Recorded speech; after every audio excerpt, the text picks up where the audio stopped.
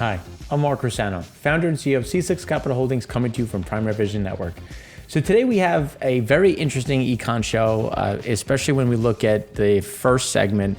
And the first segment is going to be one of my favorites just because of how it's structured. And it's interesting because we're going to take one of the charts, and it's going to probably be my favorite chart of 2023 of the risks that we face. And the reason why I'm going to use that one again is because there was another good update on the polarization of the countries and how polarization creates downside economic risk. And we want to look at that and then look at some data points that really show that's true and how that's been a big driver. And for those that have been following us, if you remember, we wrote an article back in the beginning of 2021 looking at the polarization driven by economic bifurcation, how you had this big backdrop of, this split between income and inequality and how that was driving some of this anger. And it's really starting to come to a head even further from where we were in 2021.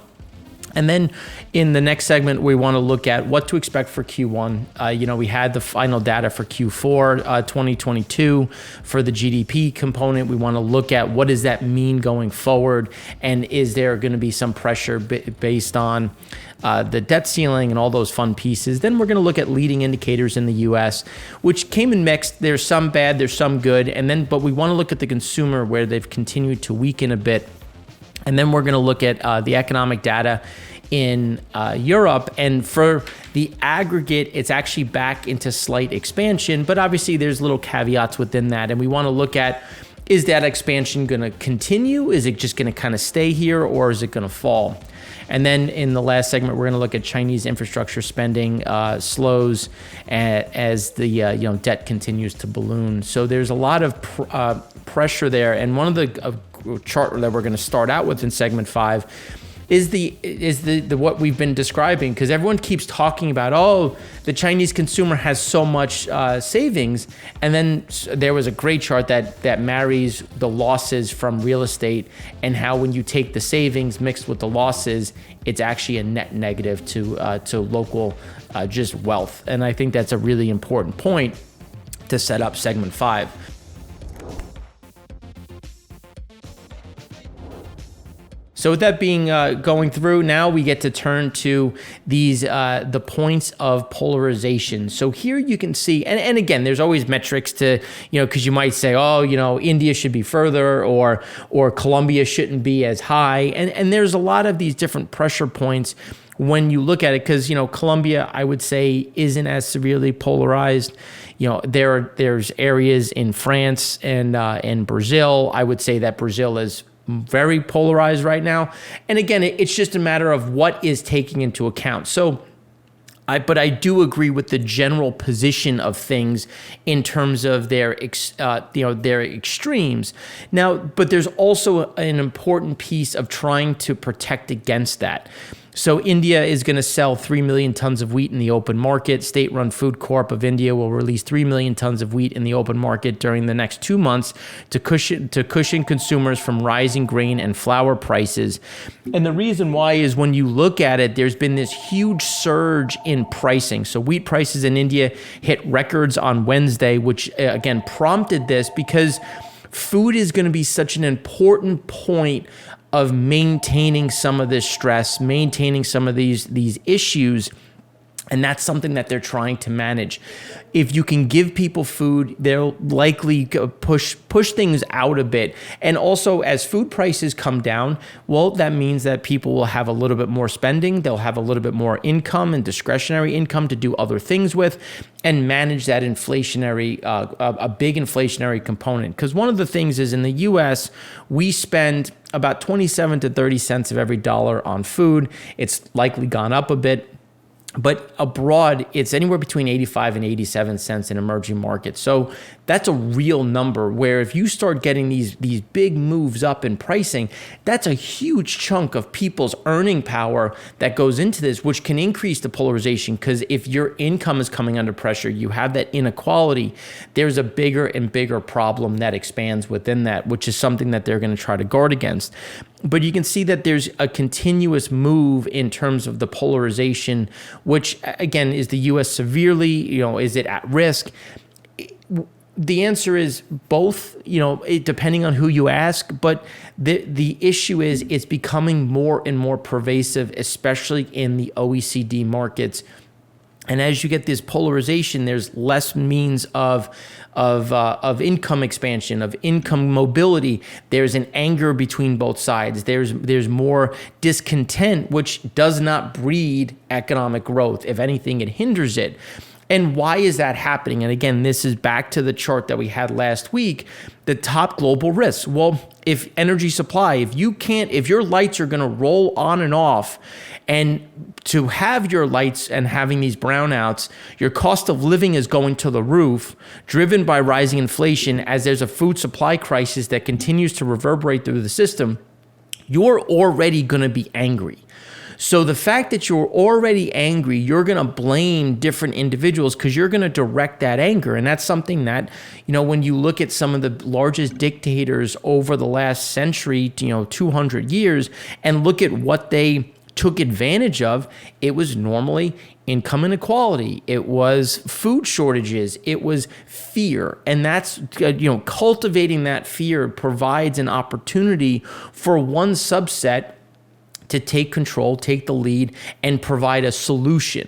Whether or not that solution is real or feasible, people want to have hope. And even if it's placed in the wrong area, and that's providing some bigger push, and it's hitting everybody. Like my wife called me today after she left the food store because she said that the eggs she normally gets, which are, anywhere $3.50, $4, and we had gone away to her parents' house, and then we hadn't needed eggs because she had bought it at BJ's, and we had it, two 24 racks. So again, we didn't need anything. So she went, and she's like, the normal eggs I get were $9. She was like, she stood there and was like, wait, what? And then she called someone over because she's like, is that mispriced? And the guy laughed and said, nope, those are the new prices. We just got a shipment in. And she's like, so then the gentleman helped her and said, no, you want to buy these. These are on sale. But they were still $5.50. So something as simple as eggs, it becomes this point of wait, that is such a stupid number that there's got to be something wrong with that. And that's a real cost of living shift. That's, can you live without eggs? Can you get something else? How do you supplement that, which is a huge problem, which then drives polarization, which then drives anger. And well, how do we correct that? And these are some key issues that we continue to face around the world, not just in the US. So then when we look at the populist leaders are clearly growth killers. So when you look at the gap to country level, when you look at the annualized growth cap, 5-year aftermath, 15-year aftermath, there is always a struggle because there's conflict and there's going to be that friction, which is going to keep things from, whether it's industry, whether it's getting new investment, and as the polarization grows and the risk of a civil war, protests, uprisings, are you going to invest in those countries? And that's why, with the U.S., it's all relative being, because they put the polarization of the U.S. at such an extreme, but U.S. at an extreme and South Africa at an extreme is going to have a different subset, a different anger level. Nigeria moderately polarized, but if food keeps getting worse, well, you're going to see food riots, as we've seen. So, in the U.S., it's just a certain amount of anger and the lack of investment. But the U.S. is the largest buyer of goods in the world, the largest economy in the world, and if you get a slowdown, even of that 1%, that's a real number that's going to impact and have that reverberating factor. And as that income, sliding down that scale is reduced, that's going to increase polarization at those other levels.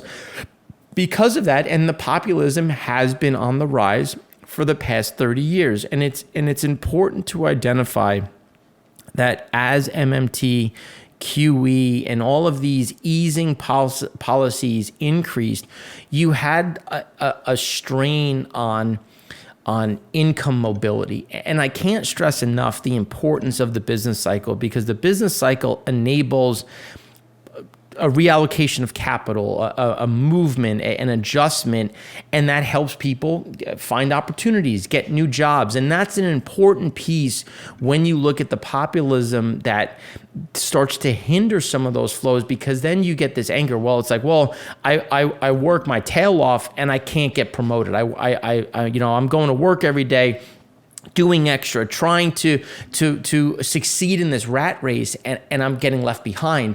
That breeds more and more resent. And that's, again, why that business cycle, because if the business, then all of a sudden, if you're in a down cycle, things get cheaper. You might have an idea, the equipment that you need becomes cheaper. Then you have the ability to go out and try to execute. Capital becomes freer because some company went bankrupt. This is a new company to invest in. It also increases due diligence. And we've seen what happens when due diligence is lacking.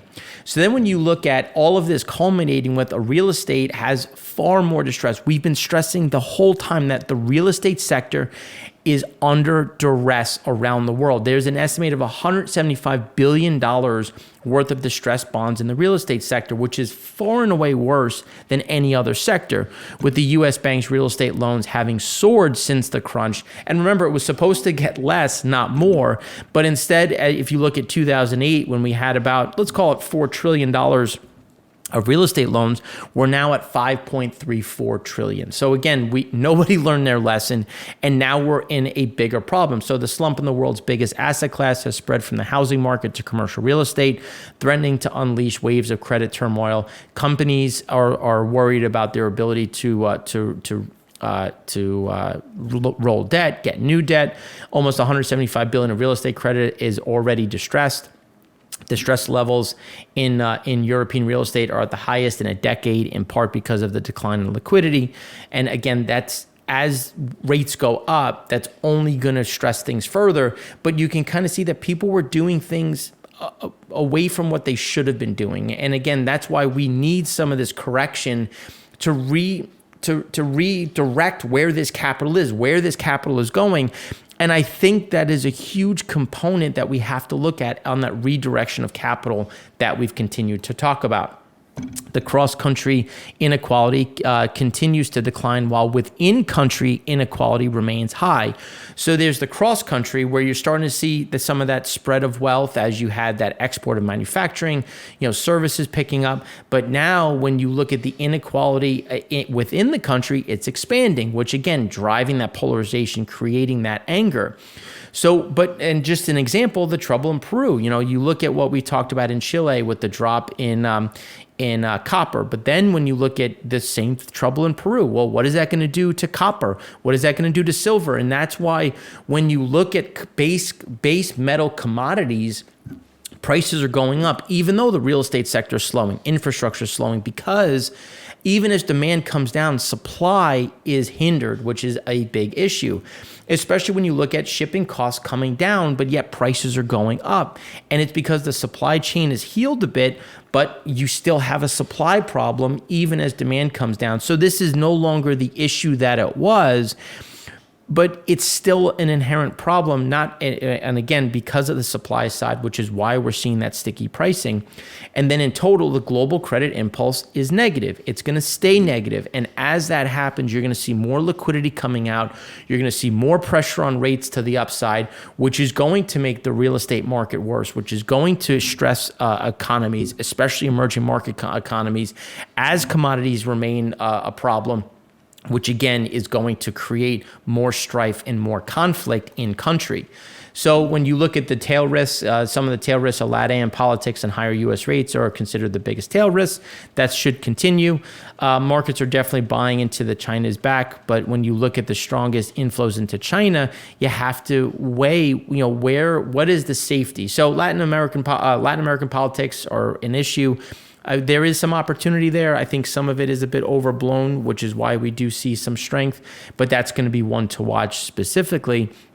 But the China hope is what I'll call it, is I think a bit overstated, and we're going to talk more about why that's the case in segment 5.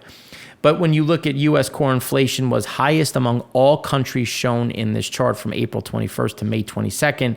Now it's higher than 78% of countries shown. So again, when you look across the OECD, when you look at how the consumer is going to be impacted, and remember, the U.S. was a little bit further ahead of other countries. So there's still countries that are going to catch up to us. But when you look at the U.S., that black line, how it's just kind of hanging at that top, that's a pain to the consumer. That pain is going to impact borrowing. That's going to impact the consumer, the investments. And again, that's why we see this continuous slowdown that's going to start in the U.S. And when you look at the composite PMIs, the U.S. is doing some of the worst out of all of these countries. But again, the U.S. is the biggest buyer, so it starts here and then reverberates out. And that's something that we think is going to continue, especially when you look at the composite output index in the U.S. flatlining, but still in a negative and a contractionary standpoint, which is why we see this additional pressure spreading out. But again, this is just a summary. We're going to go deeper into each segment as we go through each country as we go through each segment. And then the decline of disruptive science and technology. As you have this slowdown in investment in the business cycle, there's less investment in things that are disruptive, that are a bit of an unknown. You know, and that's why, and there's a great book that I read that as the low liquidity rate, liquidity increased, rates dropped, people were incentivized to do more financial structuring, you know, issue debt, buy stock. They weren't investing in R&D and disruptive technology. And without that continuous move, what happens to Moore's law? You know, and that's why we see more stagnation, less growth, because there's the creation of a new industry. What is that industry going to look like? Are we coming to a point where as we get closer towards a normal business cycle, this will find more investment and then try to catch up? You know, you can say that the growth of AI is an example where we're coming to this precipice. It'll be interesting to watch, but it's happening just as the business cycle is finally turning, which should unlock additional capital to go away from zombie companies and into new industries.